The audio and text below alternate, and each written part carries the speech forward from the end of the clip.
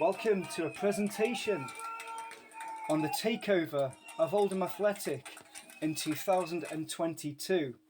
Darren Royal orchestrated this takeover, and with him his new chairman, Frank Rothwell, with his son Luke and daughter Sue. This is a parade which he put on with a brass band to mark the start of a new era at Oldham Athletic at the start of the season. Why was Frank's appointment so welcome? Well, Ian Stott was from a family of mill owners and took on the family business. Him and the brewery, John Willie Lees, did not pump a lot of money into the club, but Joe Royal and his team of scouts enabled Oldham to become one of the best teams in the country in 1990, reaching a League Cup final against Nottingham Forest and an FA Cup semi-final against Manchester United, unfortunately losing both. Oldham became founder members of the Premier League in 1992 and reached another FA Cup semi-final against Manchester United in 1994. Oldham were relegated a couple of divisions as a success was tailed off. Chris Moore came in as executive chairman of the Torex Foundation software company. When Oldham lost to QPR in the playoff semi-final in 2003, Chris Moore left, however. The company was involved in a lot of debt-fueled financial acquisitions, which left them struggling. And 8 years ago, Chris Moore was fined £100,000 and jailed for 30 months for fraud offences. This left Oldham in administration when Chris Moore left, and were just about kept afloat by the fans' efforts and two London businessmen pumping in £200,000. But in administration, Oldham had to perform under a new company, and it was only when Oldham beat Man City 1-0 in the FA Cup third round in 2005 that businessmen Simon Courtney, Simon Blitz and Danny Gazal, who had made money from tech in America, came in. The Three Amigos, as they were called.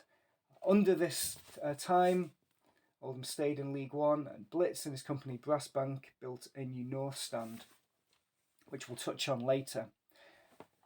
But Blitz and Gazal left, however, and Courtney wanted out as well, already not being the most favoured chairman with Oldham fans.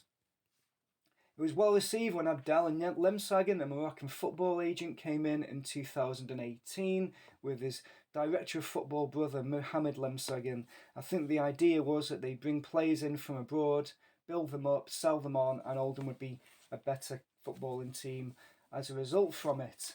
But this was not to be the case, as we'll see.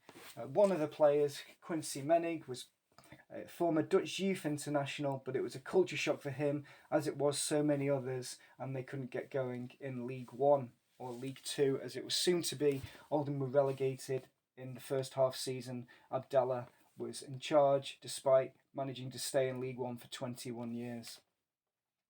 The first year in League Two, Paul Scholes was manager, but left soon after because the Lemsagens had interfered with his player selection. The next 2 seasons was affected by COVID, and furlough payments were a big issue. Abdallah originally said that he'd top all players' wages up to 80% after the government's furlough scheme. However, he went against this, and one player, David Wheater, because he was earning more than £2,500 a month, would have had to have a 70% pay cut. And this contract, after talking with the PFA, was not taken, and so was subsequently training in the youth team. He was about to play a youth team match in a kit that was too small for him. About to run on the pitch, somebody said to him he couldn't play for them either. The final year in League Two, when fans were finally allowed back in the grounds, many chose not to go to Boundary Park, and the ones that did were protesting in and outside the ground, and this didn't translate well onto the pitch. Oldham in the bottom 2 of the league for most of the season.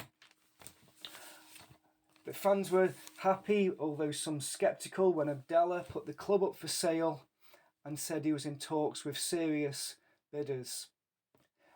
But Oldham did not manage to stay up despite fans' favourite John Sheridan coming in and a lot of the crowd coming back in full voice. The penultimate game of the season, as we can see by the picture, the penultimate home game against Salford. Oldham were losing 2-1 with 15 minutes to go when a pitch invasion took place again. In the north stand, there's a fans bar which has fire exits with windows in. They were boarded up, and Oldham were forced to play the last 15 minutes of the 117-year EFL status behind closed doors, with a safety violation occurring at the same time.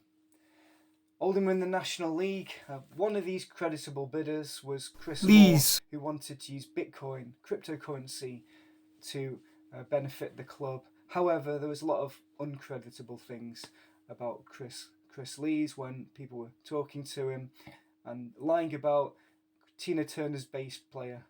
Lying about being Tina Turner's bass player is one of the reasons he was dismissed as not very creditable at all.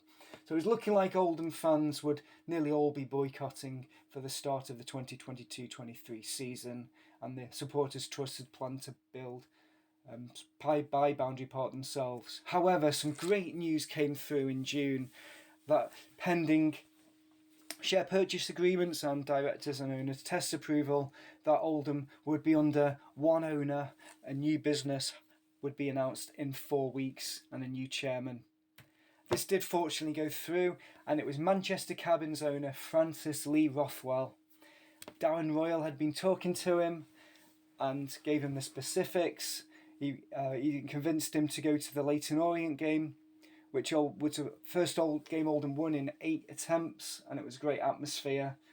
Frank was sold, seeing the passion of the fans. You can see me in the stand here. It was facilitated by Darren Royal, the move from Abdallah Lamsagan and Simon Blitz for £12 million.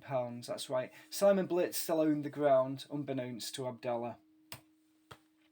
Well, Boundary Park is not worth £6 million, but because commercial value is all about the strength of the tenancies and the rent, because Oldham Athletic does not own a lot of the ground, has a lease to the hospital car park, and technically, yeah, because Simon Blitz and Brass Bank own the ground. Boundary Park is valued as £6 million. Club debts £4.5 million, £1 million of which is an EFL loan taken out last season to keep the club afloat, and the rest is not clear because Luke Rothwell, Frank's son, who had a lot of dealings with Abdallah, has not really publicised the breakdown, but from my workings out, £1.1 million owed to the council for the building of the new North Stand in 2015, and £330 of £1,000 of loans which Abdallah took from Blitz, which weren't anything to do with the ground. Let's have a look at the board. We've got Frank Rothwell, his daughter Sue, son Luke, new CEO, former Wigan Athletic chairman Darren Royal, and his dad Joe from the glory years, former Pepsi CEO Kevin Roberts, and former FA lawyer Peter Norbury make up a very credible group of directors. So what has Frank Rothwell, who's rode the Atlantic to become the oldest man to do so, raising £1 million for Alzheimer's research in the process. What's he done? Well, he's personally addressed safety concerns by filling potholes in the car park. He's facilitated a conversion of a storage facility in the North Stand into a fans bar facing the car park. He's backed the manager with signings. Alex Reid from Solihull Moors and Joe Knoll from Scunthorpe, both good players for this level, both strikers. He's done a lot of other things, infrastructure-wise and sustainability-wise for the club. This man, who owns a first steam-powered Land Rover, is also given the go-ahead for a £1 million hybrid pitch, similar to the plastic pitch in the glory years. And the team will hopefully are looking good to be playing somewhat near the level of what they did back then. And the Oldham Rugby League team will be returning to Boundary Park for the first time in a while. In fact, I thank you for listening. I'd like to thank transfermarket.com, Mike Keegan for his book, This Is How It Feels, Oldham Athletic Football Club, the Oldham Athletic Podcast, the Boundary Park Alert System Podcast, I'd like to thank Alfie at HITC7 for his video What on Earth is Going On at Oldham Athletic and the Under the Cosh YouTube channel.